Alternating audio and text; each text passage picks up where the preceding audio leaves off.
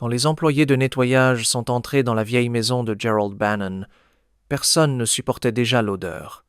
Les murs transpiraient l'humidité. Des montagnes de déchets bloquaient les fenêtres et le salon semblait abandonné depuis des décennies. Pourtant, quelque chose attirait immédiatement leur attention.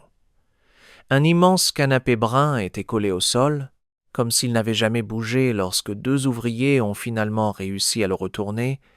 Un bruit humide est sorti des coussins déchirés, puis ils ont vu une petite manche rose enfermée dans la mousse jaunie.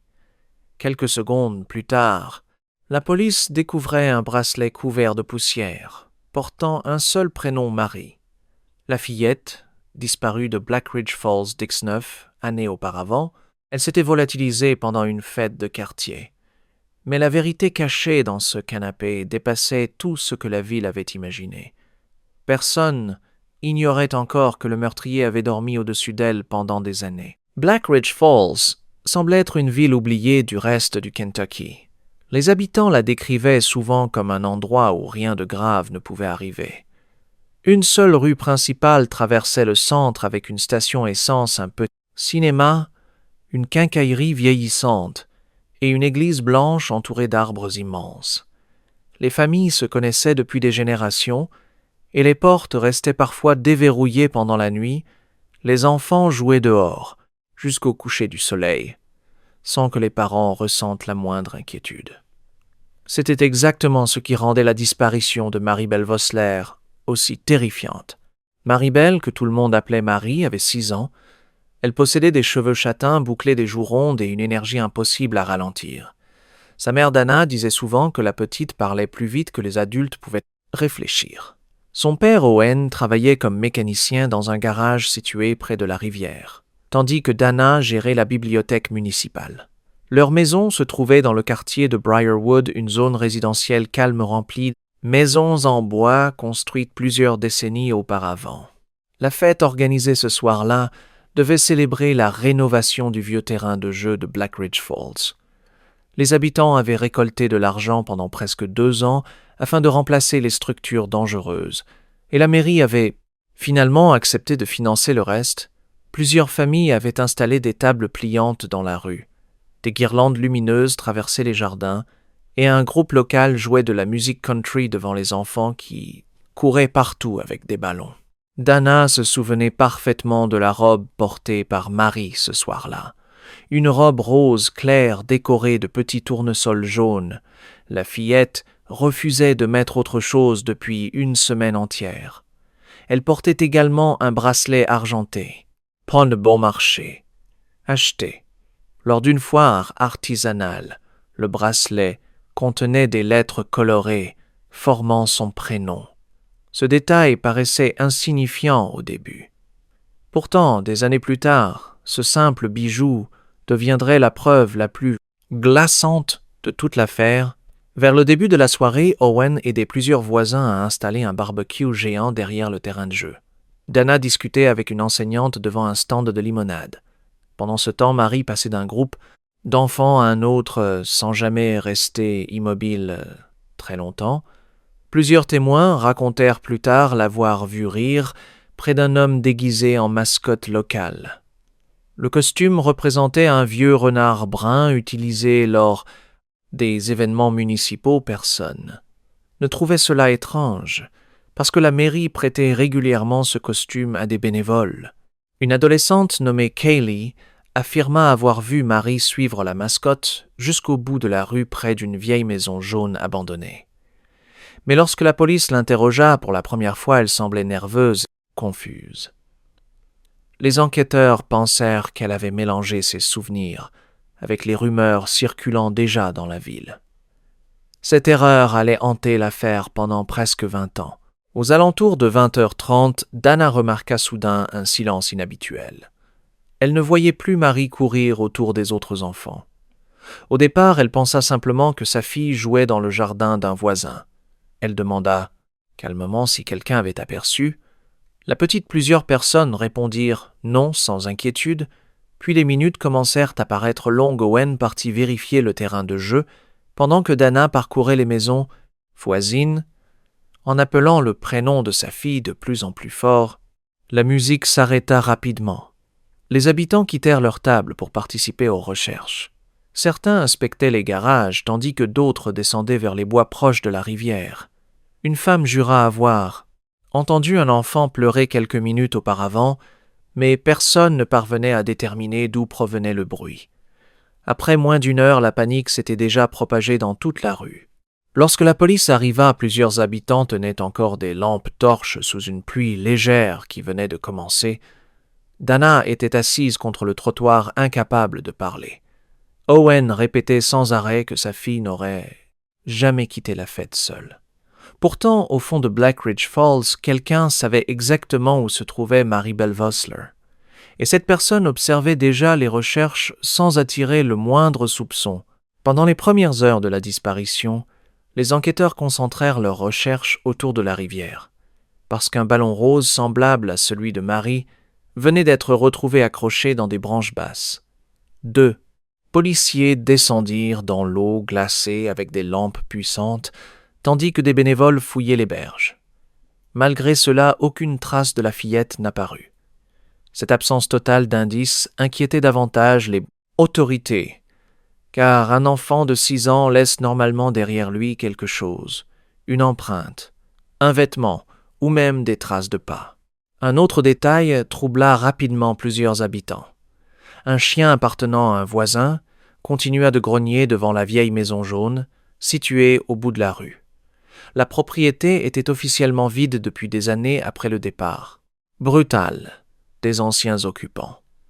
Pourtant, une lumière semblait avoir été aperçue derrière les rideaux plus tôt dans la soirée.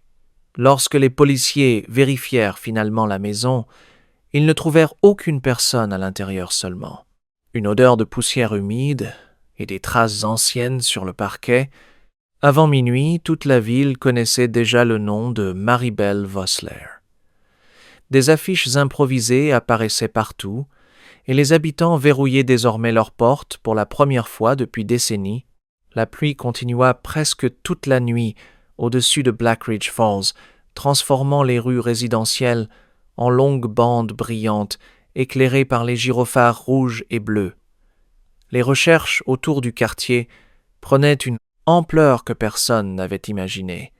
Quelques heures auparavant, des bénévoles arrivaient même des villes voisines avec des lampes torches, des bottes de randonnée et des chiens de recherche. Pourtant, malgré des dizaines de personnes parcourant chaque terrain, aucune trace de Maribel ne semblait exister. Dana Vossler restait assise dans le centre communautaire transformé en poste de crise. Elle refusait de quitter la chaise placée près du téléphone principal. Chaque fois qu'il sonnait, elle relevait immédiatement la tête, en espérant entendre la voix de sa fille.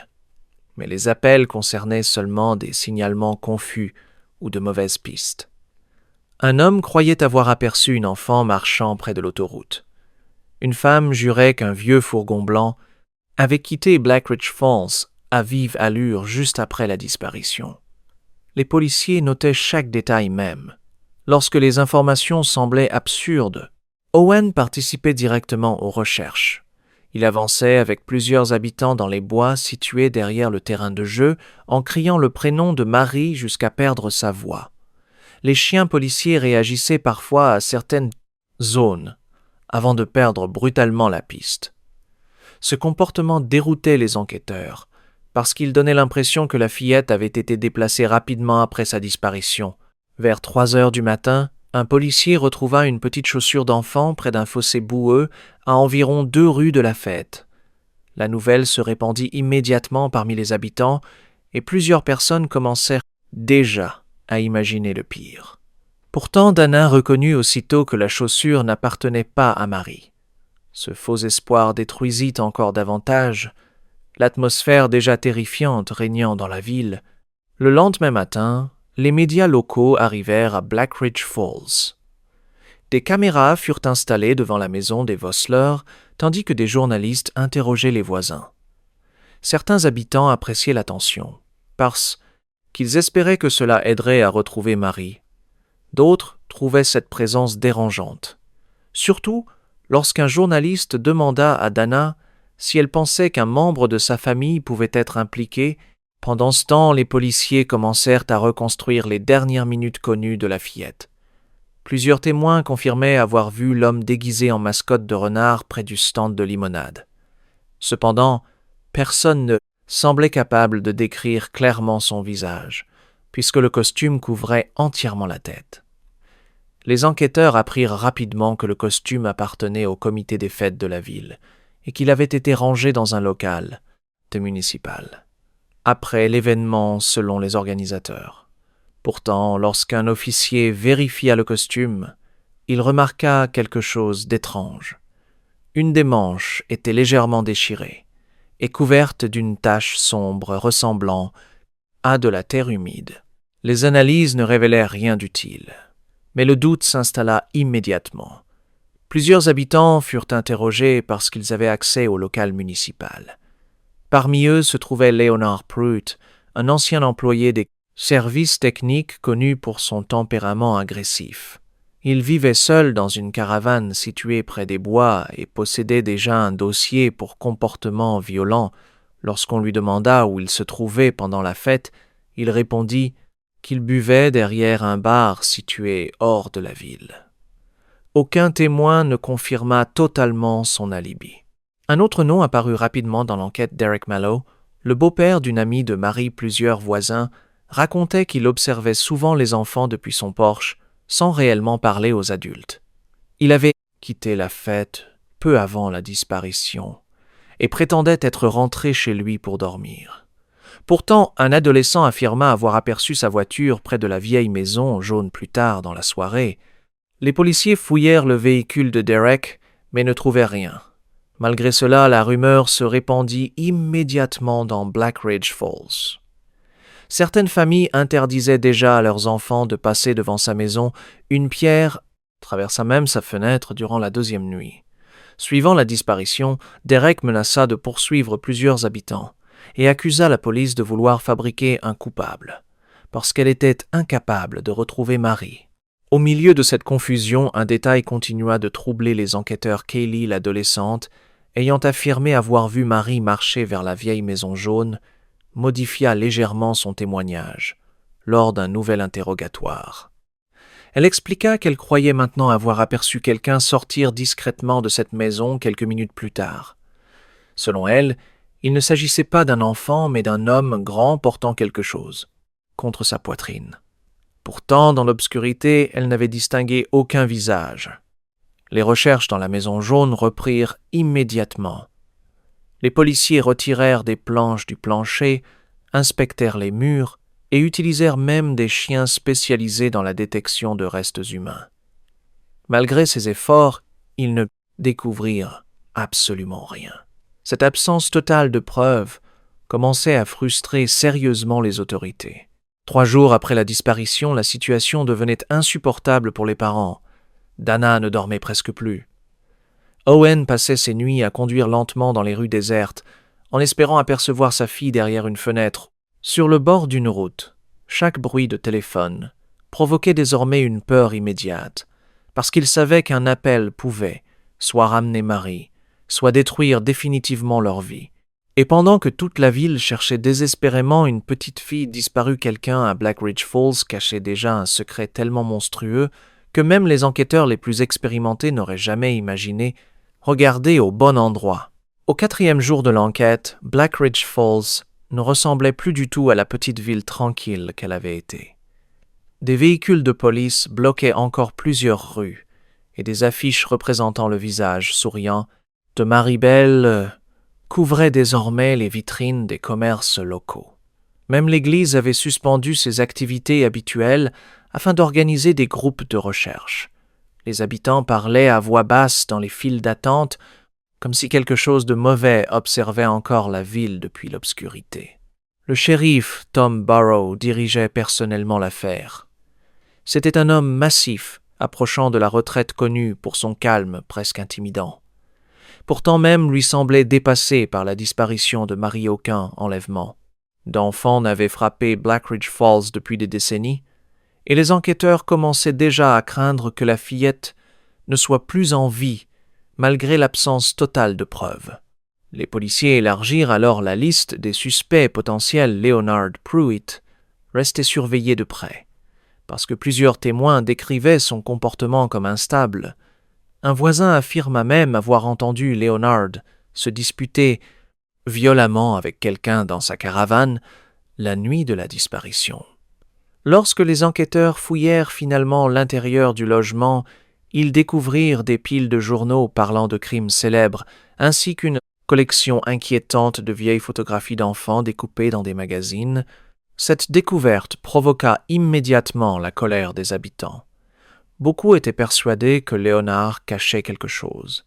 Pourtant, les analyses scientifiques ne révélèrent aucun lien entre lui et Mary Belson véhicule, ne contenaient aucune trace de la fillette et les chiens de recherche ne réagirent pas autour de la caravane.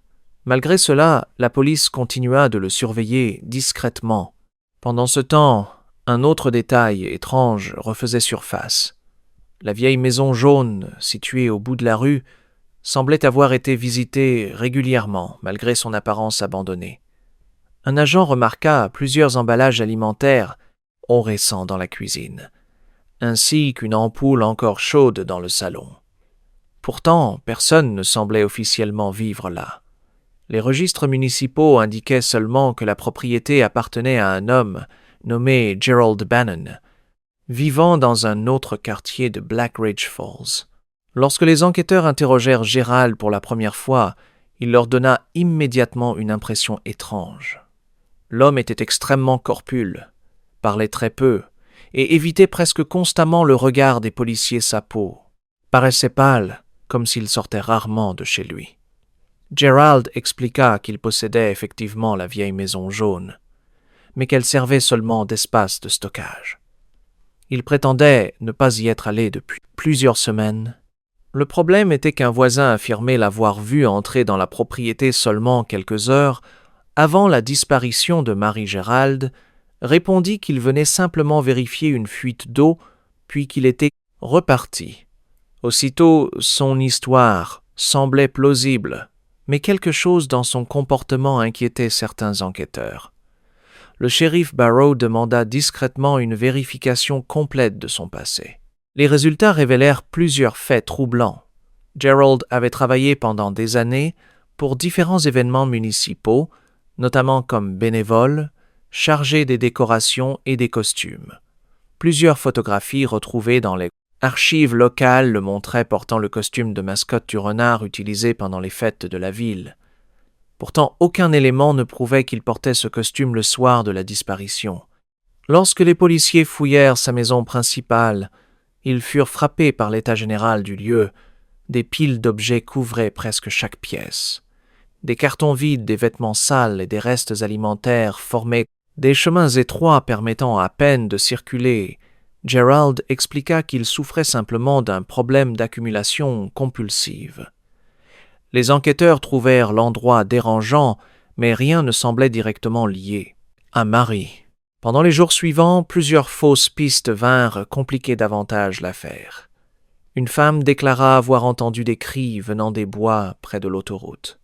Des adolescents racontèrent qu'un homme conduisant un vieux camion bleu leur avait demandé s'ils avaient vu une petite fille seule.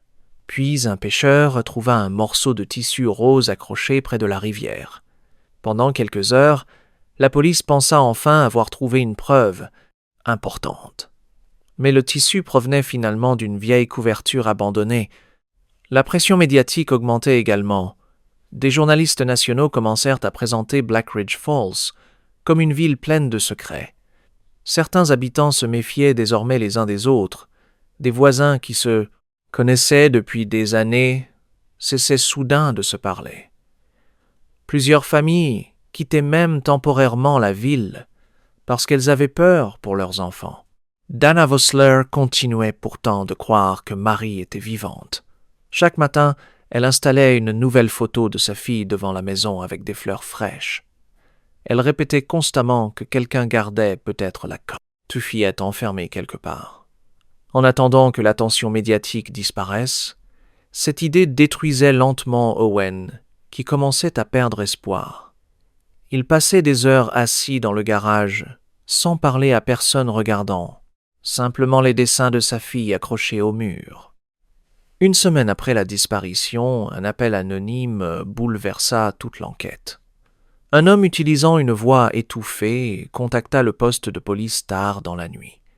Il affirma que les enquêteurs cherchaient au mauvais endroit, puis prononça une phrase qui glaça immédiatement le standardiste. « Elle n'a jamais quitté Blackridge Falls ». La ligne coupa aussitôt. Les policiers tentèrent de retracer l'appel, mais découvrirent qu'il provenait d'une cabine téléphonique située à plusieurs kilomètres de la ville.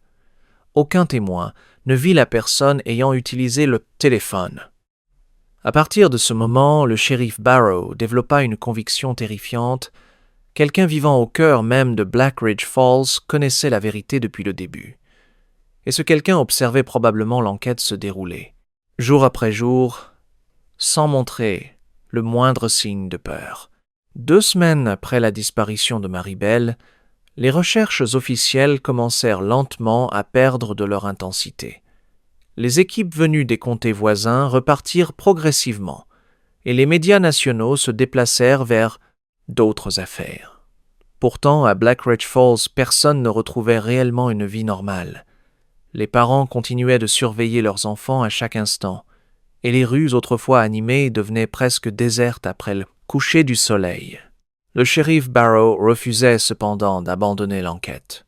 Chaque matin, il relisait les témoignages accumulés depuis la disparition en espérant découvrir un détail oublié.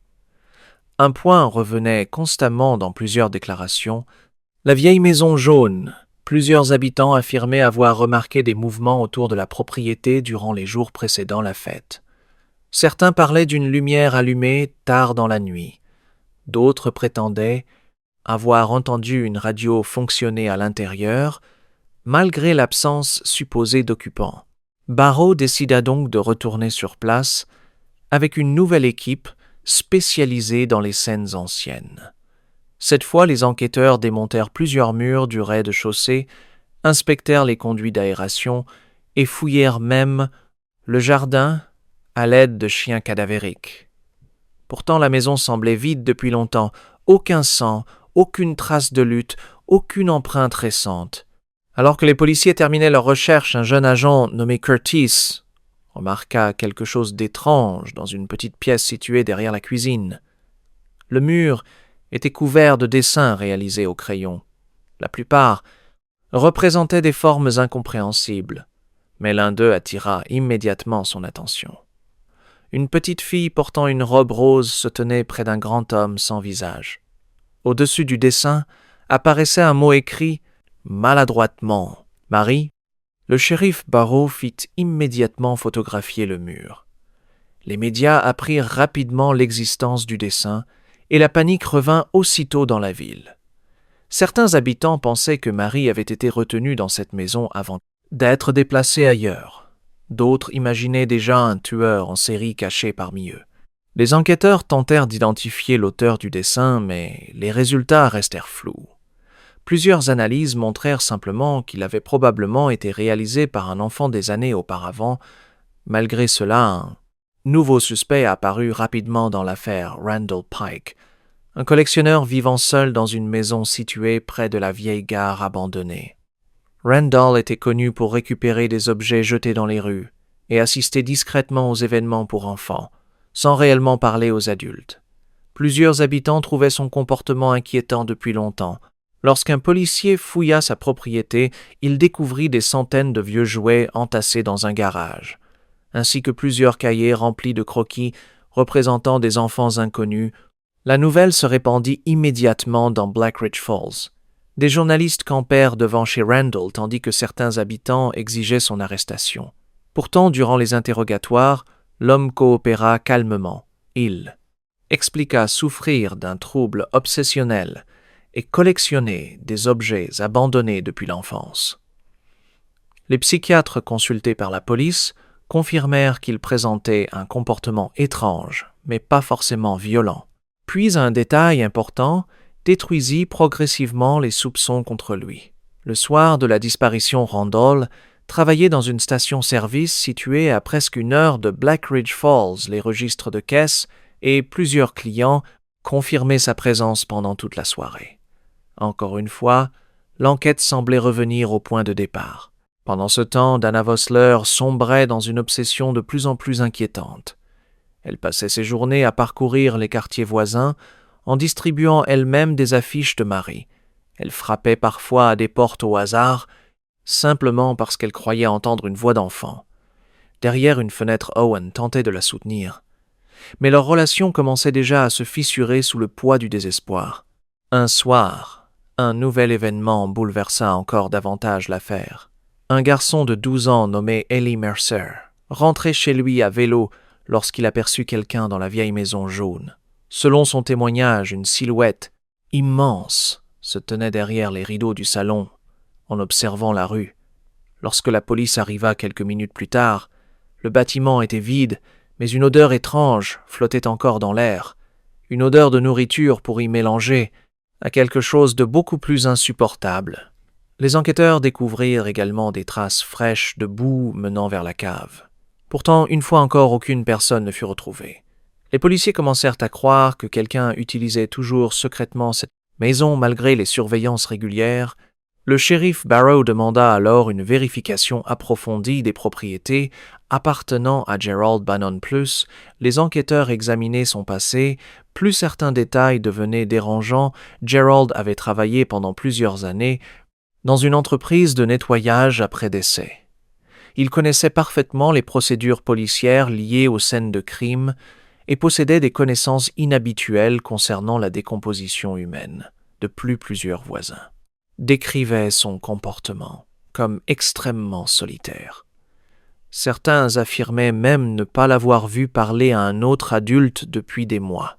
Malgré cela, aucun élément concret ne permettait de l'arrêter. Gerald continuait à répondre calmement aux questions et paraissait presque ennuyé par l'attention policière lorsqu'on lui demanda pourquoi son ancienne maison semblait parfois occupée. Il répondit simplement que des adolescents entraient probablement à l'intérieur pour boire ou vandaliser les lieux. Puis un nouveau rebondissement changea encore complètement l'atmosphère de l'enquête. Une femme âgée nommée Judith Keller contacta la police après avoir regardé un reportage télévisé. Elle affirmait avoir vu quelque chose plus d'important la nuit de la disparition. Selon elle, une camionnette sombre était stationnée près de la vieille maison jaune. Peu avant minuit, elle avait aperçu 2 hommes déplacer un objet volumineux recouvert d'une couverture. Le témoignage provoqua immédiatement une nouvelle vague de recherche. Les policiers commencèrent à imaginer que Marie avait peut-être été transportée hors de la ville dès les premières heures.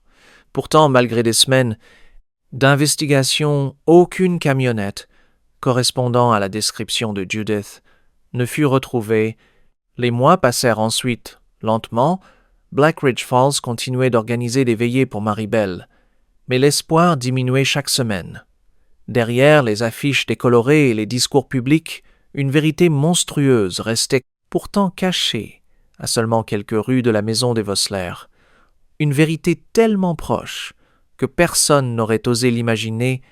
L'automne arriva sur Black Ridge Falls avec un froid humide qui semblait rendre la ville encore plus silencieuse. Les affiches de Maribel commençaient déjà à se déchirer sous la pluie, et plusieurs habitants évitaient désormais de parler ouvertement de l'affaire. Pourtant, Dana Vossler refusait d'accepter la disparition de sa fille. Chaque matin, elle appelait le poste de police pour demander si une nouvelle piste était apparue. Et presque chaque matin, la réponse restait la même. Rien de nouveau. Le shérif Barrow savait pourtant que l'affaire détruisait lentement toute la communauté. Des familles déménageaient parce qu'elles ne supportaient plus la peur constante. Les commerces perdaient des clients, et certains habitants accusaient directement la police d'incompétence. Lors des réunions municipales, plusieurs personnes réclamaient même l'aide du gouvernement fédéral. Mais malgré l'arrivée temporaire d'agents spécialisés, aucune preuve décisive n'apparaissait, puis un événement inattendu bouleversa de nouveau l'enquête. Un groupe de chasseurs parcourait une zone boisée située à plusieurs kilomètres de Black Ridge Falls lorsqu'un des chiens s'arrêta brusquement près d'un vieux puits abandonné. Les autorités furent immédiatement appelées sur place. Après plusieurs heures de fouilles, les policiers découvrirent un petit sac d'enfant caché sous des branches humides. À l'intérieur se trouvait un cahier de coloriage couvert de moisissures, ainsi qu'un crayon rose rongé par l'eau. Dana reconnut immédiatement le cahier de Marie.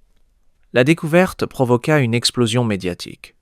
Les journalistes annoncèrent que l'affaire venait enfin de progresser et beaucoup d'habitants pensèrent que le corps de la fillette serait bientôt retrouvé. Pourtant, les analyses scientifiques créèrent rapidement une énorme confusion. Le cahier appartenait bien à Maribel, mais il semblait avoir été déposé dans les bois plusieurs semaines après sa disparition. Cette conclusion signifiait une chose terrifiante. Quelqu'un conservait les affaires personnelles de la fillette. Pendant tout ce temps, les enquêteurs commencèrent alors à envisager un scénario beaucoup plus sombre. Peut-être que Marie avait été gardée captive avant d'être tuée.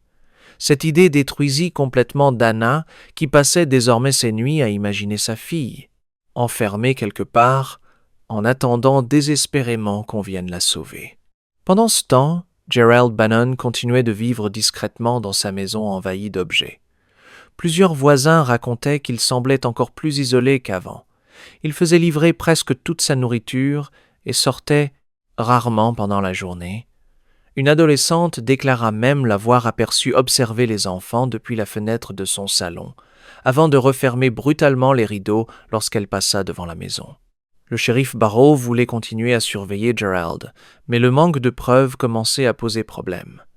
Certains responsables du comté estimaient que les enquêteurs perdaient trop de temps sur un homme simplement étrange sans réel élément matériel contre lui. Malgré cela, Barrow gardait une sensation persistante. Il croyait que Gerald cachait quelque chose, même si rien ne permettait encore de le prouver. Quelques mois plus tard, un autre rebondissement secoua Blackridge Falls.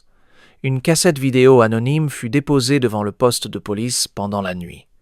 La qualité de l'enregistrement était extrêmement mauvaise, mais les images montraient brièvement plusieurs enfants jouant pendant la fête de quartier. Le problème était qu'à l'arrière-plan, une silhouette portant le costume de renard semblait observer constamment Maribel, comme si elle suivait chacun de ses mouvements. Les enquêteurs examinèrent la vidéo image par image. Ils remarquèrent finalement que la mascotte disparaissait exactement au même moment que Marie, puis quelques secondes plus tard, la fillette quittait le champ de la caméra en courant vers le bout de la rue.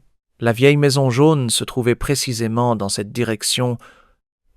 Le shérif Barrow ordonna immédiatement une nouvelle fouille complète du bâtiment.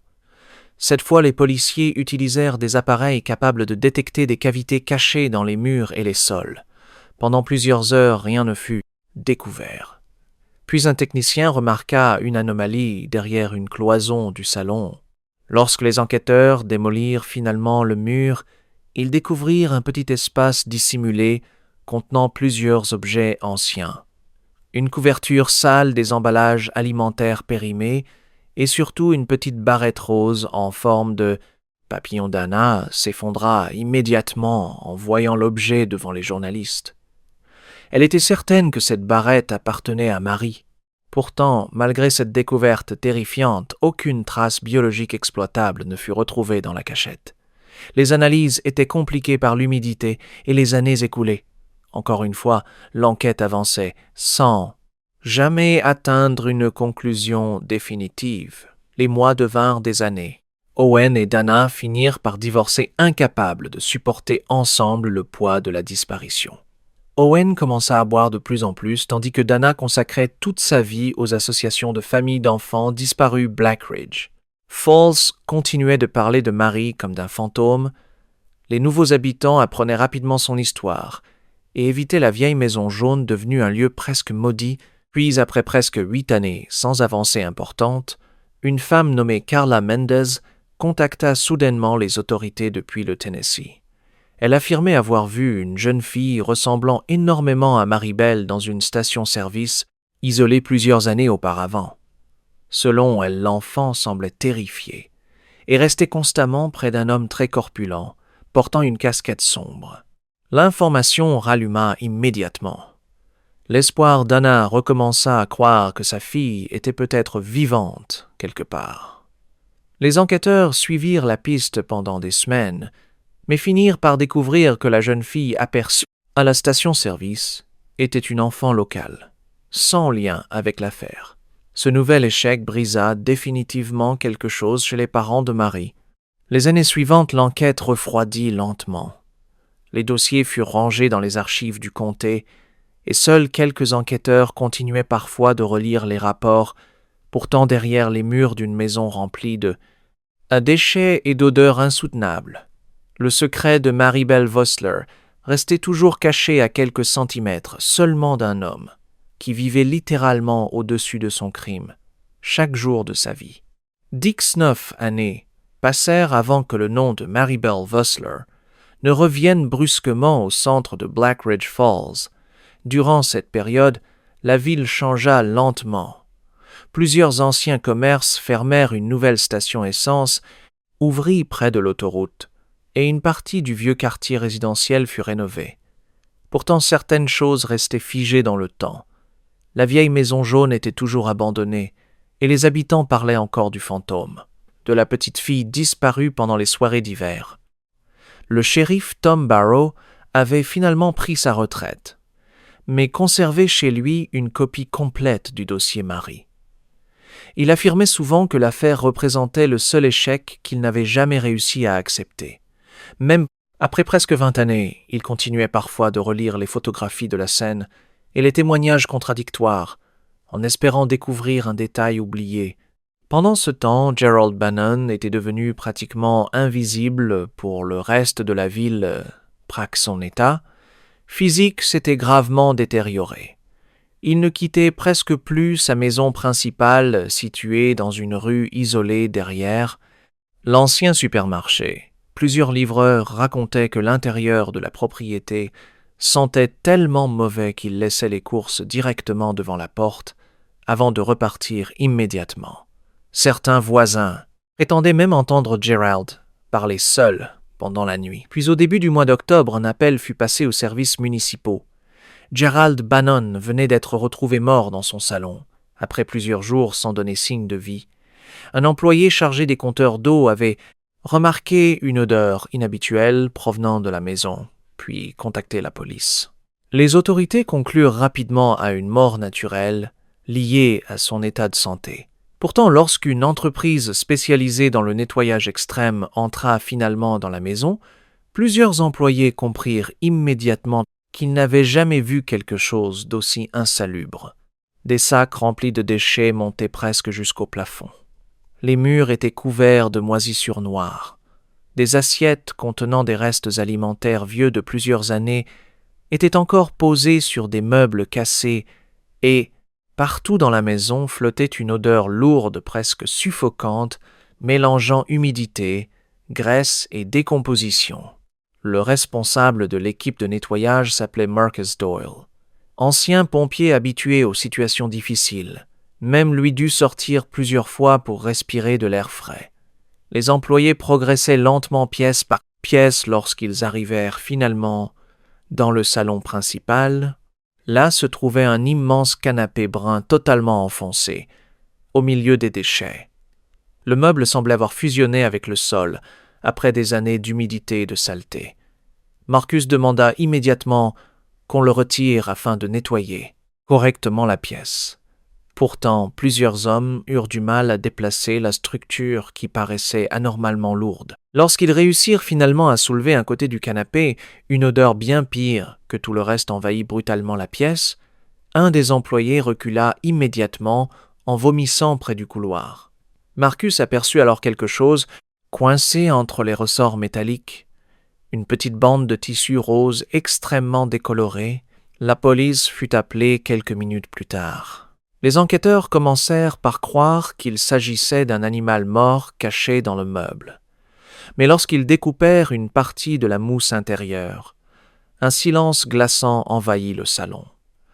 Derrière plusieurs couches, de tissus cousus maladroitement, se trouvaient des ossements humains de petite taille recroquevillés dans un espace incroyablement étroit. Puis un officier découvrit un bracelet couvert de poussière attaché près des restes, Marie. Le nom provoqua immédiatement un choc chez plusieurs policiers plus âgés qui se souvenaient encore parfaitement de l'affaire. Maribel Vossler. Le laboratoire médico-légal confirma rapidement l'impensable. Les restes appartenaient bien à la fillette, disparue 10 à 9 ans auparavant. La nouvelle explosa dans tout le Kentucky en quelques heures. Les chaînes nationales parlaient désormais de la fille retrouvée dans le canapé d'un homme mort depuis plusieurs jours. Black Ridge Falls replongea immédiatement dans la peur et la fascination morbide. Des journalistes campaient devant la maison de Gerald.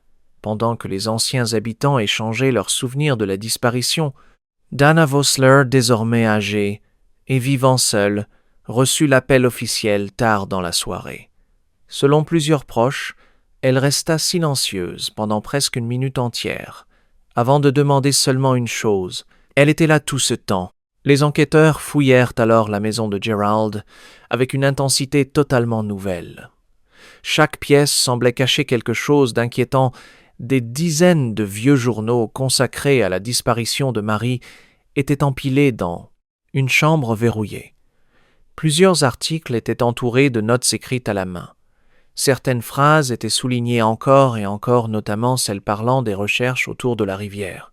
Puis les policiers découvrirent un autre détail terrifiant. Gerald avait conservé plusieurs objets appartenant clairement à des enfants, une chaussure minuscule, des barrettes colorées et même un vieux ballon rose partiellement dégonflé. Les autorités ignoraient encore si ces objets étaient liés à d'autres affaires. Mais l'atmosphère devenait de plus en plus insupportable. Lorsque les médecins légistes examinèrent plus précisément le canapé, ils réalisèrent que quelqu'un avait volontairement modifié l'intérieur du meuble afin de créer une cachette. Les coutures avaient été réalisées à la main avec une patience méthodique. Ce détail signifiait une chose absolument monstrueuse. Gerald Bannon avait vécu assis au-dessus du corps de Maribel pendant presque 20 ans. Au milieu du chaos médiatique, plusieurs anciens enquêteurs furent interrogés devant les caméras. Certains admettaient désormais que la police aurait dû surveiller Gerald beaucoup plus étroitement, d'autres rappelaient qu'aucune preuve solide n'existait à l'époque. Pourtant, pour les habitants de Black Ridge Falls, une question dépassait désormais toutes les autres. Comment un secret aussi horrible avait-il pu rester caché pendant 10 à 9 années dans une simple maison résidentielle? Au fait, si tu veux découvrir d'autres affaires criminelles, aussi troublantes que celle-ci, abonne-toi maintenant à la chaîne. Parce que les prochains dossiers deviennent encore plus sombres et dérangeants. La découverte du corps de Maribel transforma immédiatement l'ancienne affaire en scène de crime active. Les autorités du Kentucky envoyèrent de nouveaux enquêteurs à Black Ridge Falls, tandis que des spécialistes médicaux légaux occupaient désormais la maison de Gerald Bannon jour et nuit. Chaque objet retrouvé à l'intérieur était photographié, catalogué, puis transporté dans des sacs de preuves. Pourtant, plus les policiers avançaient dans leurs recherches, plus une vérité dérangeante apparaissait. Gerald n'était probablement pas simplement un homme solitaire souffrant de troubles mentaux. Il semblait avoir construit toute son existence autour du secret caché dans son salon. Le médecin légiste principal annonça rapidement une conclusion terrifiante. Les ossements de Maribel montraient des fractures compatibles avec une chute violente ou un choc brutal.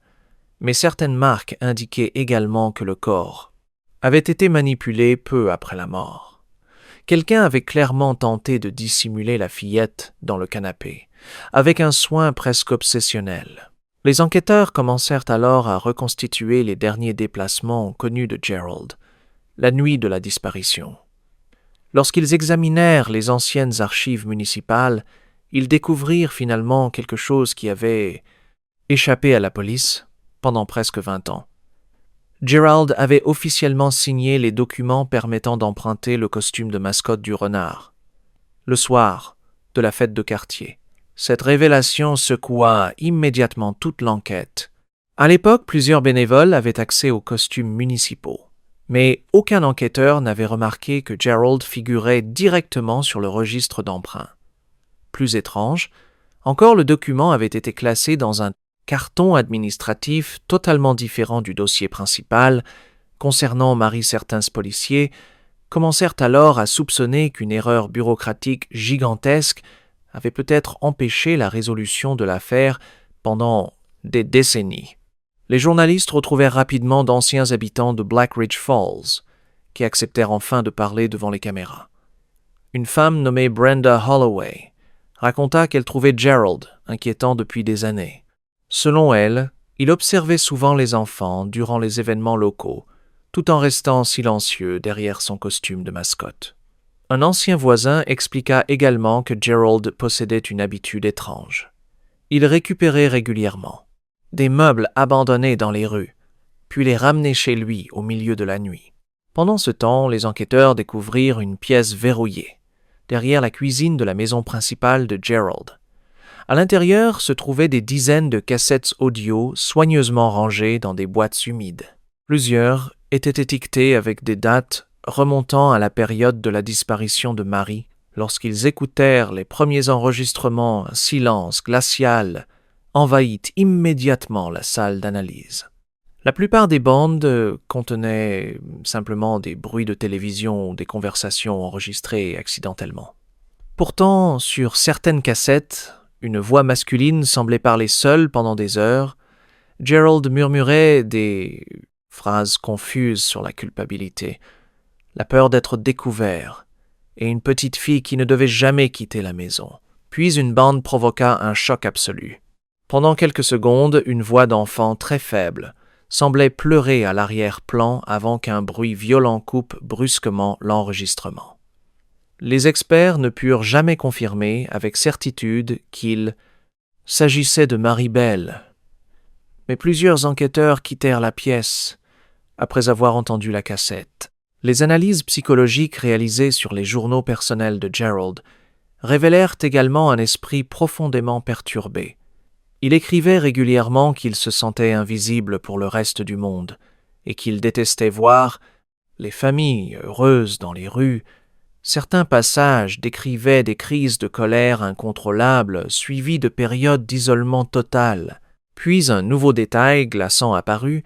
Les policiers retrouvèrent plusieurs photographies prises pendant la fête de quartier 10 à 9 ans auparavant. Sur une image légèrement floue, Gerald apparaissait encore en costume de renard près du stand de limonade. Mais juste derrière, lui se trouvait Mary-Bell souriante, tenant un ballon rose dans ses mains. C'était probablement la dernière photo de la fillette vivante. Dana Vossler accepta finalement de rencontrer les enquêteurs afin d'écouter les nouvelles conclusions de l'affaire. Selon leur théorie, Gerald avait attiré Mary vers la vieille maison jaune en utilisant le costume et des autocollants distribués aux enfants. Les policiers pensaient désormais que Mary-Bell avait probablement paniqué une fois à l'intérieur, puis tenté de s'enfuir. Une lutte aurait éclaté provoquant sa mort accidentelle après une chute extrêmement violente. Pris de panique, Gerald aurait ensuite transporté le corps jusqu'à sa maison principale pendant la nuit. Avant de fabriquer une cachette dans le canapé, plusieurs éléments soutenaient cette hypothèse, notamment des fibres identiques, retrouvées sur les vêtements de Mary et dans l'ancienne camionnette de Gerald. Pour Dana, cette révélation était presque impossible à accepter. Pendant presque 20 années, elle avait imaginé sa fille vivante quelque part, alors qu'elle se trouvait à seulement quelques rues de chez elle enfermée dans le salon d'un homme que plusieurs habitants croisaient régulièrement au supermarché. Les médias découvrirent également quelque chose de profondément dérangeant. Gerald avait participé à plusieurs veillées organisées pour Mary-Bell durant les années suivant la disparition. Des photographies le montraient debout parmi les habitants tenant parfois des bougies ou observant silencieusement les discours des parents. Cette révélation provoqua une immense colère. Dans Blackridge Falls 13, habitants affirmèrent soudain se souvenir de détails étranges concernant Gerald. Mais personne n'avait jamais réellement osé le confronter. Plusieurs anciens voisins admettaient maintenant qu'ils évitaient sa maison à cause de l'odeur inhabituelle qui s'en dégageait déjà à l'époque. Pourtant, une question continuait de hanter les enquêteurs. Gerald avait-il agi seul? Les objets d'enfants retrouvés dans sa maison inquiétaient sérieusement les autorités. Les policiers rouvrirent plusieurs anciennes disparitions survenues dans les comtés voisins, même si aucun lien concret n'avait encore établi l'idée qu'un autre secret puisse encore dormir quelque part dans cette maison. Terrifiait désormais toute la région. Mais ce que les enquêteurs allaient finalement découvrir dans les derniers dossiers personnels de Gerald dépasserait encore l'horreur déjà inimaginable de l'affaire Mary-Bell Vossler. Les derniers cartons retrouvés dans la maison de Gerald Bannon furent ouverts presque 3 semaines après la découverte du corps de Maribel. Les enquêteurs pensaient déjà avoir examiné chaque pièce, chaque meuble et chaque document. Pourtant, derrière une armoire effondrée située dans une petite chambre du sous-sol, un officier remarqua une trappe dissimulée sous plusieurs couches de vieux journaux humides. À l'intérieur se trouvait une boîte métallique rouillée fermée par un cadenas brisé. Le contenu glaça immédiatement tous les enquêteurs présents. Des photographies de Maribel prises après sa disparition étaient soigneusement rangées dans des enveloppes plastifiées. Certaines montraient la fillette assise dans la vieille maison jaune, les yeux gonflés par les larmes, d'autres révélaient des détails encore plus terrifiants. Sur plusieurs clichés, Marie semblait blessée et terrifiée, tandis que Gerald apparaissait partiellement dans le reflet d'un miroir ou derrière une porte entr'ouverte. La vérité devint alors impossible à nier. Maribel n'était pas morte immédiatement après son enlèvement. Les experts conclurent que Gerald l'avait gardée enfermée dans la vieille maison jaune pendant plusieurs jours après la fête de quartier. Les enregistrements audio retrouvés précédemment prenaient désormais un sens beaucoup plus horrible. La voix d'enfant entendue sur certaines bandes appartenait probablement réellement à Marie. Les enquêteurs reconstituèrent finalement toute l'affaire. Le soir de la disparition, Gerald portait le costume de mascotte du renard. Il avait remarqué Maribel plusieurs fois pendant la fête, parce qu'elle se déplaçait souvent seule entre les stands, profitant du chaos et de la confiance générale des habitants. Il l'avait attirée vers la vieille maison jaune, en promettant des cadeaux et des autocollants rares. Une fois à l'intérieur, il avait paniqué lorsque la fillette avait commencé à pleurer et à vouloir rentrer, chez elle. Pendant plusieurs jours, Gerald avait tenté de cacher Marie tout en suivant les recherches depuis la foule. Les photos révélaient qu'il lui apportait de la nourriture et des jouets volés. Mais plus le temps passait, plus il devenait incapable de gérer la situation. Les psychiatres consultés par la police pensaient qu'il souffrait d'un mélange extrême de paranoïa, d'isolement social et de troubles obsessionnels. Selon les conclusions finales, Maribel avait essayé de s'enfuir après plusieurs jours de captivité. Une lutte violente avait éclaté dans le salon de la vieille maison jaune. Gerald l'avait poussée accidentellement contre une structure métallique, provoquant une blessure mortelle pris de panique. Il avait ensuite transporté le corps durant la nuit jusqu'à sa propre maison, avant de construire la cachette à l'intérieur du canapé. Le détail le plus monstrueux restait cependant le comportement de Gerald. Durant les 19 années suivantes, il avait vécu littéralement au-dessus du corps de Maribel chaque jour de sa vie. Les analyses montrèrent que le canapé n'avait presque jamais été déplacé. Gerald dormait souvent dans le salon, regardait la télévision au même endroit, recevait même parfois des livreurs assis à quelques centimètres des restes de la fillette. Les autorités annoncèrent officiellement la résolution complète de l'affaire lors d'une conférence de presse organisée devant le tribunal du comté. Le procureur confirma que Gerald Bannon aurait été inculpé pour enlèvement, séquestration et meurtre, aggravé s'il avait été encore vivant. Plusieurs habitants présents pleuraient pendant l'annonce, tandis que d'autres restaient simplement silencieux, incapables de comprendre comment une telle horreur avait pu rester cachée aussi longtemps au cœur de leur ville. Quelques jours plus tard, la vieille maison jaune fut démolie sous surveillance policière. Des dizaines d'habitants observaient les machines détruire lentement les murs où Maribel avait passé ses derniers jours. Lorsque le bâtiment s'effondra complètement, plusieurs personnes applaudirent, tandis que d'autres quittaient les lieux sans dire un mot. Dana et Owen Vossler se retrouvèrent finalement ensemble pour la première fois depuis des années afin d'organiser les funérailles officielles de leur fille. La cérémonie eut lieu dans la petite église blanche de Blackridge Falls Day. Centaines d'habitants vinrent déposer des fleurs roses autour du cercueil fermé. Pendant le discours final, Dana déclara qu'elle refusait désormais de laisser le nom de Marie être associé uniquement à l'horreur. Elle voulait que les gens se souviennent de la petite fille joyeuse courant entre les stands lumineux avant que le mal ne détruise leur vie. Après les funérailles, la maison de Gérald fut entièrement rasée. Elle aussi, le terrain resta vide pendant longtemps, comme si personne dans la ville ne supportait l'idée de reconstruire quelque chose à cet endroit. L'affaire Maribel Vossler devint ensuite l'un des dossiers criminels les plus célèbres du Kentucky. Des documentaires, des livres et des émissions consacrèrent des années à tenter de comprendre l'esprit de Gerald Bannon.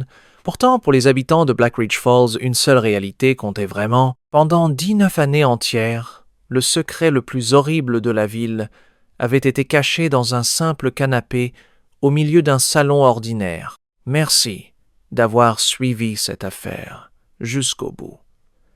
Et si tu veux découvrir d'autres histoires criminelles aussi sombres et troublantes, abonne-toi maintenant à la chaîne pour ne manquer aucun prochain dossier.